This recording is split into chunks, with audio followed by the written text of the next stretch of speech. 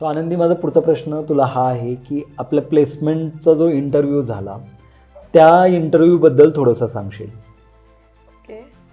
Actually जो interview झाला तो थ्रू रेफरन्स होता सरांच्या.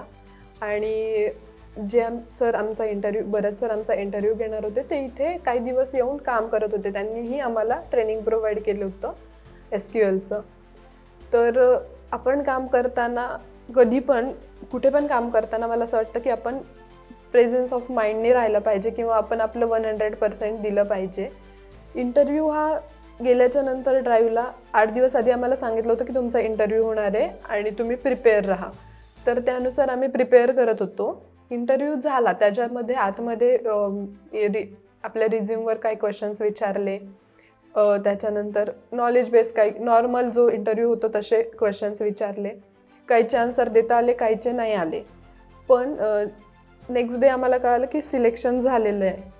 तर तेव्हा मी विचार केला, तर मला असं वाटतं की सरांनी ऑब्झर्व पण केलं की ते शिकवताना आम्ही किती ॲक्टिव्ह आहेत, आम्ही आमचं किती देतो आहे. किंवा त्याच्यामुळे मला असं वाटतं की प्रत्येक वेळेस असं नाही होणार की तेच सर असतील किंवा ऑब्झर्वेशनवरच होईल. पण आपण जेव्हा काम करतो आहे तेव्हा आपण आपलं 100%च द्यायला पाहिजे. जसं खरात सर नेहमी म्हणतात की तुम्ही तुमचं 100% द्या. तर आपण आपल्याकडून द्यायला हवं. काही सांगता येत नाही की तुमचं सिलेक्शन कशावर होईल.